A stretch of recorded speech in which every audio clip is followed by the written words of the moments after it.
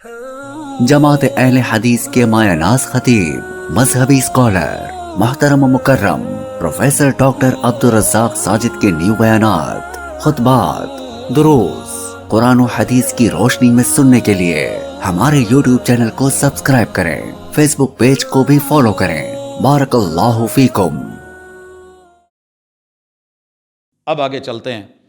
اب حضور علیہ الصلوۃ والسلام کو لفٹ دی گئی ہے۔ دنیا تیز ترین سائنس ٹیکنالوجی لے کر کے اس وقت برج خلیفہ میں اور ماں بعد آنے والی بلڈنگوں میں اس کا استعمال کر رہی ہے۔ تیز ترین سواری لفٹ کے طور پہ اوپر جائے۔ ابھی سائنس بچی ہے، ابھی ٹیکنالوجی بھی بچی ہے، وقت لے گی۔ وَيَخْلُقُ مَا لَا تَعْلَمُونَ، اللہ موقع دے گا، بڑی بڑی ڈینگیں مارے گی۔ لیکن بہرحال محمد رسول اللہ صلی اللہ علیہ وسلم کے ساتھ ملأ اعلیٰ کا سفر شروع ہوتا ہے، اسے ہم معراج کہتے ہیں۔ آپ پہلے آسمان پہنچتے ہیں، جبریل امین نوک کرتے ہیں،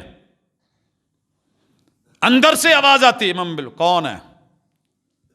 نام بتایا جاتا ہے، محمد ابن عبداللہ، محمد الرسول اللہ صلی اللہ علیہ وسلم۔ کائی نے بلایا گیا ہے یا خود آ رہے ہیں؟ کہا بلایا گیا ہے۔ دروازے کھلتے ہیں، ترہیب ہوتی ہے، مرحبا بابن الصالح، نیک بیٹے کو ہم ویلکم کرتے ہیں۔ اور پہلے آسمان پہ اللہ نے بشریت کے باپ، بشریت کے جناب آدم علیہ السلام کو ترہیب کے لیے، ویلکم کے لیے، خوش آمدید کے لیے رکھا ہے۔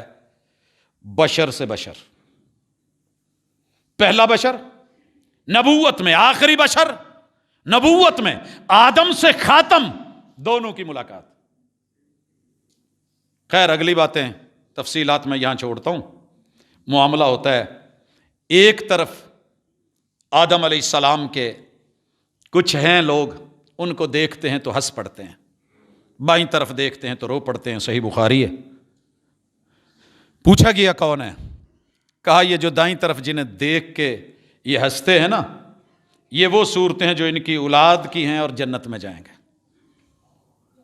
اور جو لیفٹ سائیڈ پہ ہیں انہی کی اولاد میں سے جو جہنم میں جائیں گے، ان کو دیکھ کے یہ رو پڑتے ہیں۔ پیو تو ود کے دکھ نہیں کو جاندا۔ بچے خوشی میں ہوں تو باپ خوش، بچے تکلیف میں ہوں تو باپ تکلیف میں۔ خیر آگے چلتے ہیں۔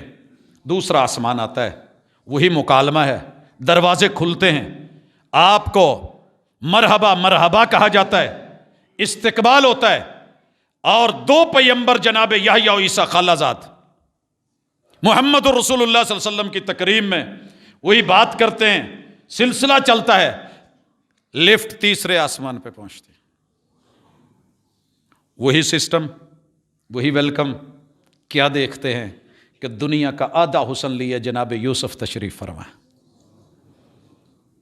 استقبال ہوتا ہے، مرحبا بکم، بات چلتی ہے، فرشتے استقبال کے بعد یہ معراج آگے بڑھتی ہے، لفٹ چلتی ہے، آسمان چوتھا ہے، جناب ادریس علیہ السلام اسی انداز میں اور فرشتے استقبال کرتے ہیں۔ آسمان پانچواں ہے، ہارون علیہ السلام،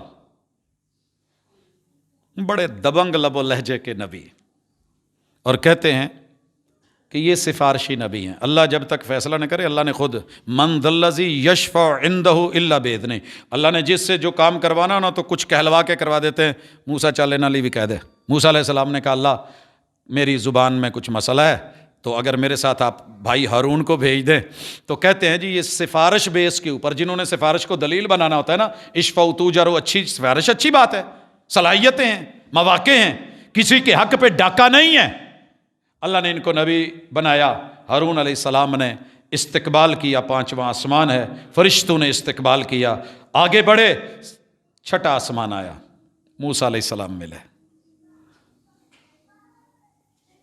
یاد رکھیے گا، ایک روایت میں ہے کہ آپ اپنی قبر میں نماز پڑھ رہے تھے،